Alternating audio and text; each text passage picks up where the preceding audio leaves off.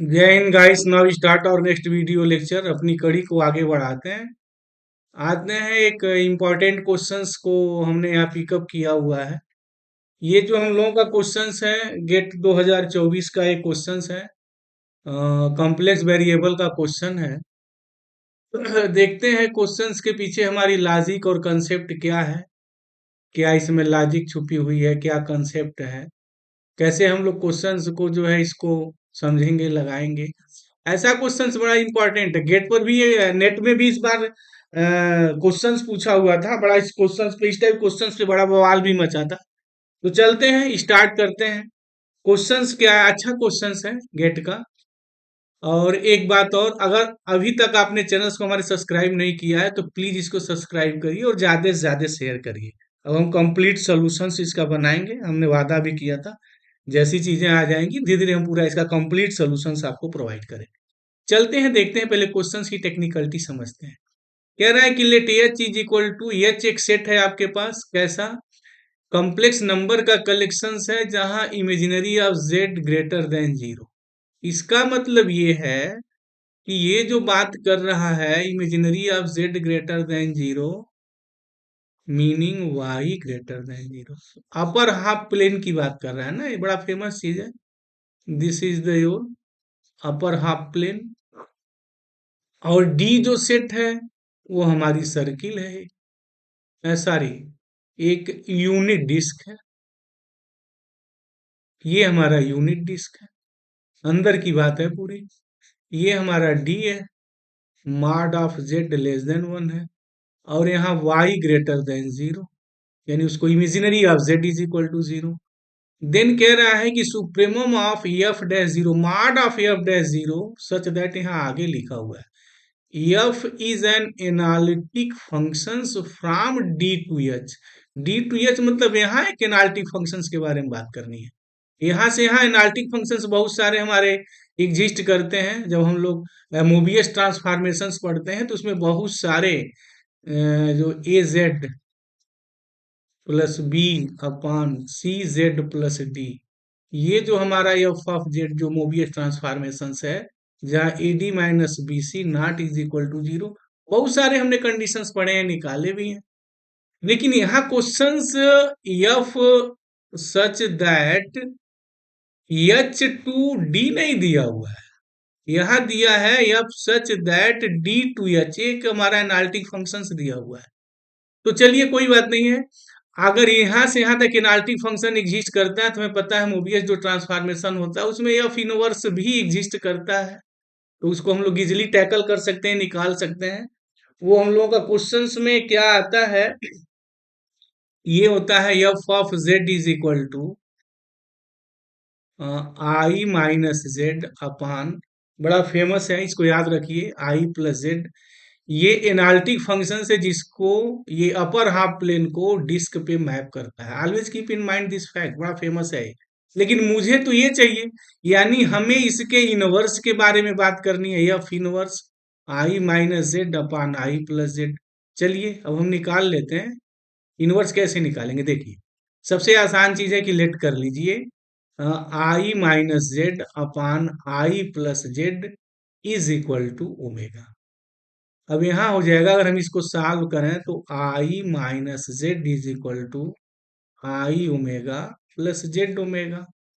I I common अगर करें तो one minus omega is equal to, अगर ये इधर चला जाएगा तो फिर हमारा क्या होगा, यहाँ जेड कॉमन हो जाएगा और वन प्लस ओमेगा।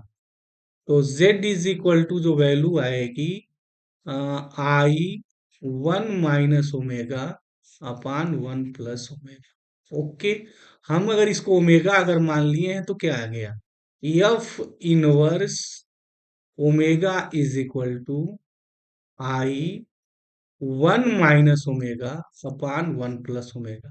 अब हमने एक पूरा फंक्शन ही बना दिया ना, वो कोई प्रॉब्लम ही नहीं है। तो इसको अब जी ऑफ जेड ले लीजिए, ऐसे लिखिए G of Z I one minus Z upon one plus Z.